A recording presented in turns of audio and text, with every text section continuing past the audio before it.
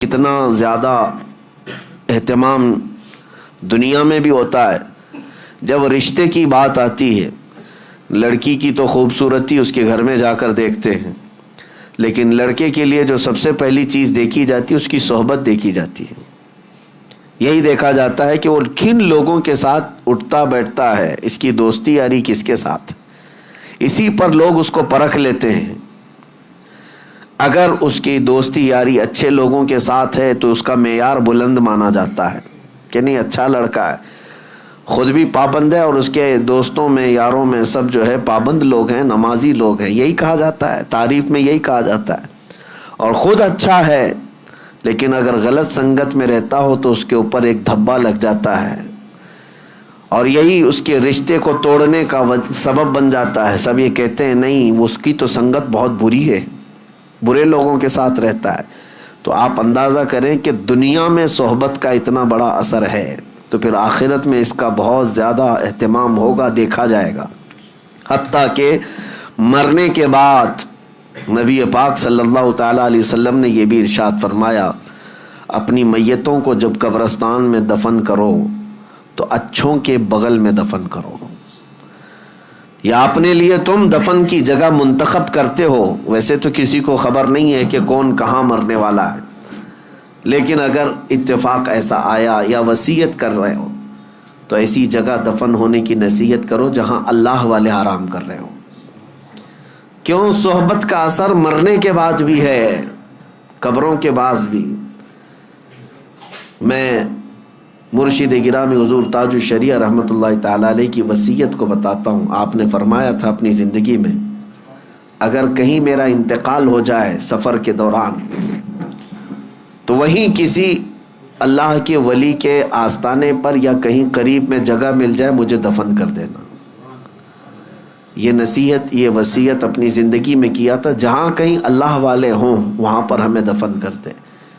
میرے عزیزوں، آج ہم جو تمنا کرتے ہیں جنت البقیع میں سونے کی، اس کی وجہ بھی یہی ہے کہ 10,000 صحابہ وہاں آرام کر رہے ہیں. اولیاء کاملین، سلف صالحین، تابعین وہاں پر آرام فرما رہے ہیں. میری اس پوری گفتگو کا خلاصہ یہ ہے کہ آپ صحبت یہاں پر سب سے پہلے ڈھونڈو، کس کی صحبت میں رہنا چاہتے ہو. زندگی کے بہت مختصر دن ہیں. ظاہر سی بات ہے دھوپ میں چلنے والا چھاؤں ضرور ڈھونڈتا ہے. تو چھاؤں دیکھنے کے وقت یہ دیکھنا کہ کون سی چھاؤں لے رہے ہو، گدھے کی چھاؤں یا پھر کسی پھلدار پیڑ کے نیچے آنا پسند کرتے ہو. گدھا بھی کھڑا ہے، اس کی پرچھائیاں تو ہوتی ہیں. گدھا اگر کھڑا ہو تو اس کی پرچھائی تو پڑتی، وہاں پہ بھی چھاؤں ہے. اگر تم یہ سوچتے ہو دھوپ سے بچنے کے لیے یہ چھاؤں لے لوں تو تمہاری سوچ پر اور تمہارے انتخاب پر تو دنیا کہے گی.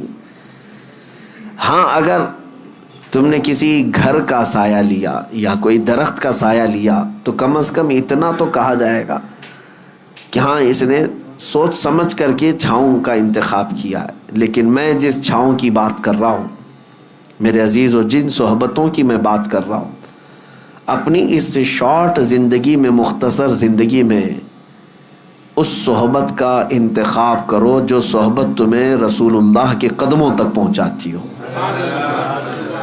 نبی پاک صلی اللہ تعالیٰ علیہ وسلم تک پہنچاتی ہو. اس صحبت کا انتخاب کرو. اور اسی لیے جانتے ہیں صوفیاء اکرام نے پیر کا انتخاب کرنا، مرشد کون ہوتا ہے اس کے لیے بھی کیا رکھا ہے جانتے ہیں؟ ظاہر سی بات ہے مرشد اور پیر ایک سایہ ہے جس کے سائے میں بیٹھ کر کے دل کو قرار آتا ہے، سکون آتا ہے. دنیا کی دھوپ، گناہوں کے جھمیلوں سے نکل کر کے جب اپنے مرشد کے سائے میں بیٹھے تو اس کو دل کا قرار آئے.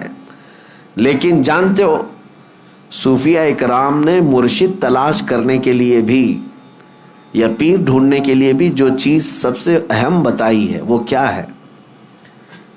یہ علامتیں نہیں رکھی گئی ہیں کہ چہرہ گورا ہونا چاہیے، کپڑے ایسے پہنتا ہو، اتنا لمبا ہو، اتنا ناٹا ہو، اتنا چوڑا ہو. یہ سب چیزیں تو نہیں ہیں، لیکن البتہ یہ کہا گیا ہے، یہ فرمایا گیا کہ مرشد کی تلاش میں تم یہ دیکھو کہ تم صحبت میں اس کے رہنے والے ہو، اس کی چھاؤں میں بیٹھنے والے ہو. یہ ضرور خیال رکھنا، مرشد وہی ہوگا تمہارا جس کو دیکھ کر کے تمہیں اللہ کی یاد آنے لگے اور اپنے گناہوں سے نفرت ہونے لگ جائے، نبی پاک صلی اللہ تعالیٰ علیہ وسلم کے دیدار کی طلب بڑھ جائے. یہ صحبت کا اثر ہے، ورنہ صرف ناموری ہے تو پھر تم اس کی صحبت میں جا کر کے بھی کچھ نہیں اٹھا سکو گے. عزیزان گرامی وقار، اسی کو قرآن نے کہا ہے اے ایمان والو اللہ سے ڈرو اور سچوں کی صحبت میں آ جاؤ، سچوں کی صحبت میں آ جاؤ. اور سچے کون ہیں؟ دنیا کے سب سے سچے لوگ انبیاء اکرام علیہ السلام، ان کے بعد صدیقین کی جماعت، ان کے بعد شہداء اور صالحین اولیاء اکرام کی جماعت. یہ وہ ہیں جن کو قرآن نے صادقین کہا ہے.